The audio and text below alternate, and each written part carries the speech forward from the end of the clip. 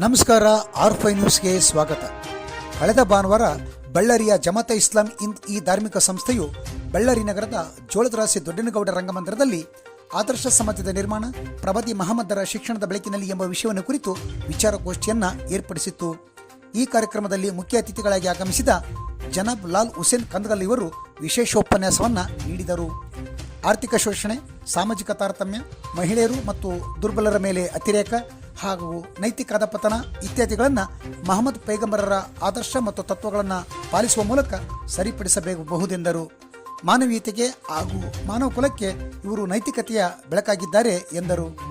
ನಂತರ ವೇದಿಕೆಯಲ್ಲಿ ಉಪಸ್ಥಿತರಿದ್ದ ಬಳ್ಳಾರಿ ಜಿಲ್ಲಾ ಕನ್ನಡ ಸಾಹಿತ್ಯ ಪರಿಷತ್ತಿನ ಅಧ್ಯಕ್ಷರಾದ ಶ್ರೀ ನಿಷ್ಠುರುದ್ದಪ್ಪನವರು ಮಾತನಾಡಿ, ದಿನನಿತ್ಯ ಅತ್ಯಾಚಾರ, ಭ್ರಷ್ಟಾಚಾರ, ಕಂದಾಚಾರಗಳು ಹೆಚ್ಚಾಗುತ್ತಿದ್ದು ಇದರಿಂದ ಜನರು ವಿಕೃತ ಮನಸ್ಸಿನ ಮತ್ತು ಪ್ರವೃತ್ತಿಯನ್ನು ಬೆಳೆಸಿಕೊಂಡಿದ್ದಾರೆ. ಇಂಥ ಒಂದು ಸಂದರ್ಭದಲ್ಲಿ ಜಾತೀಯತೆ ಹಾಗೂ ಮತೀಯತೆಯನ್ನು ಹೋಗಲಾಡಿಸಬೇಕು. ಕೋಮು ಸೌಹಾರ್ದ ಕಾರ್ಯಕ್ರಮಗಳನ್ನು ಹಮ್ಮಿಕೊಳ್ಳಬೇಕು. ಎಲ್ಲ ಸಮಾಜದ ಮುಖಂಡರು, ಬಾಂಧವರು ಕೂಡಿ ಶಾಂತಿಯುತ ಸಮಾಜವನ್ನು ಕಟ್ಟಬೇಕಾದ ಅಗತ್ಯವನ್ನು ಈ ಸಂದರ್ಭದಲ್ಲಿ ತಿಳಿಸಿದರು.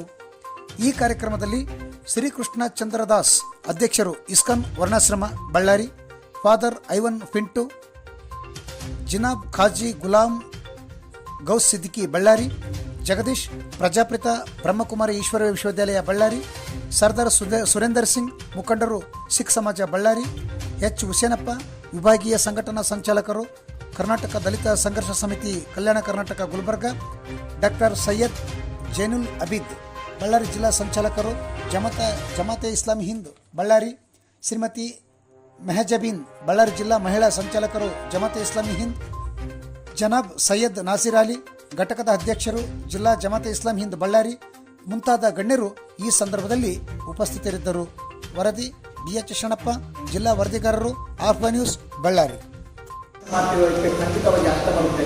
ಯಾಕಂದ್ರೆ ಮೊಹಮ್ಮದ್ ಅವರ ಹುಟ್ಟುಹಬ್ಬದ ಸಲುವಾಗಿ ಪ್ರತಿ ವರ್ಷ ನಾವು ಇಲ್ಲಿ ಈ ವಿಚಾರಗೋಷ್ಠಿಯನ್ನು ಮಾಡ್ತಾ ಇದ್ದೇವೆ. ನಾನು ಹಲವಾರು ಬಾರಿ ವಿಚಾರಗೋಷ್ಠಿಯಲ್ಲಿ